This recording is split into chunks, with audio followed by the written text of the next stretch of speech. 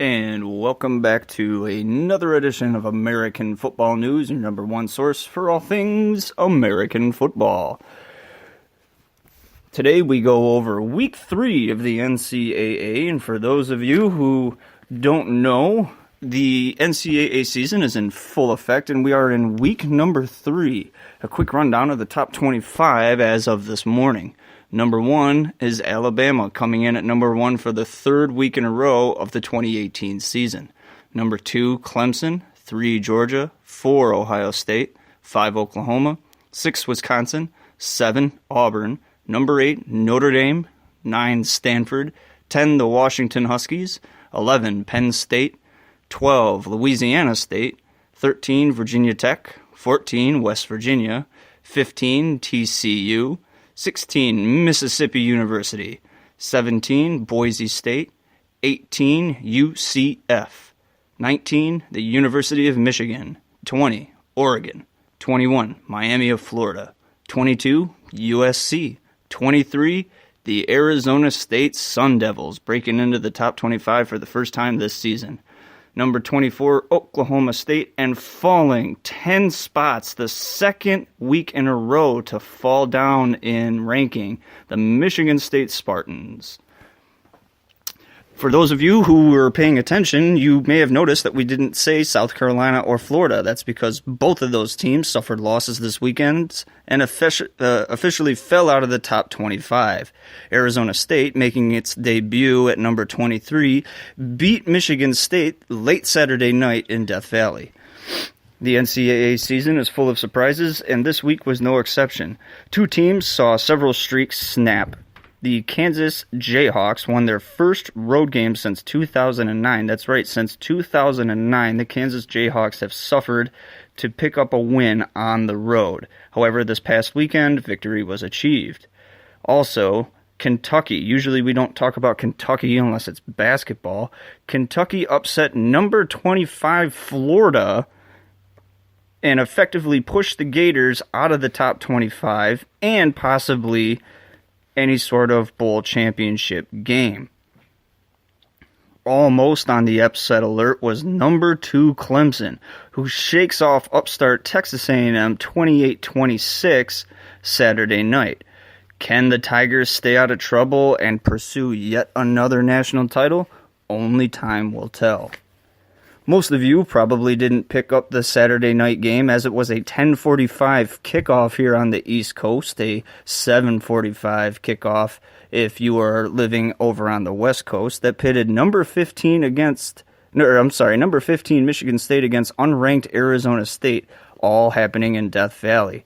Arizona State controlled the tempo despite the fact that it was 100 degrees Fahrenheit at kickoff. The Spartans were able to hold on for most of the game, but the heat finally got to them and they fell apart in the final quarter. Arizona State wins in Death Valley 16-13, ending at 2 a.m. Michigan time. So some dedicated Sparty fans got to watch this, but the most of the country did not. Our games of the week here are fairly interesting. We have number 7 Auburn taking on number 12 LSU. It is this broadcaster's prediction that the Auburn Tigers will come out on top over the Louisiana State Tigers. And also, number 17 Boise State will be taking on number 24 Oklahoma State. An interesting clash of styles here. Boise State really known to air it out. Oklahoma State more than content with keeping it on the ground. But in this humble broadcaster's opinion, the Boise State Broncos will come out on top. And the NFL finally kicked off this past weekend, and we saw a lot of things happen.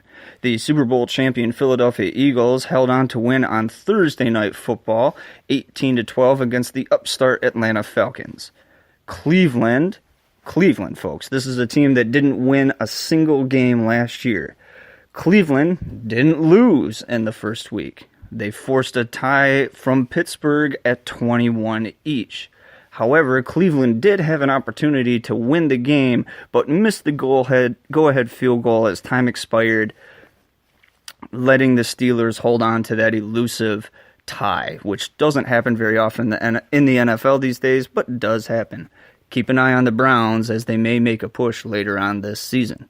The highest scoring game of Week 1 in the NFL was a little bit of a surprise. The Tampa Bay Buccaneers took on the New Orleans Saints, and both teams finished for a combined 84 points, with the Buccaneers coming out on top. The Super Bowl hopeful New Orleans Saints were humbled by Tampa Bay, and it is this broadcaster's prediction that the NFC South may be a little bit closer than first predicted earlier in the season. The first Sunday night football game did not disappoint and continued its streak of classic matchups and featured one of the oldest NFL rivalries ongoing to date.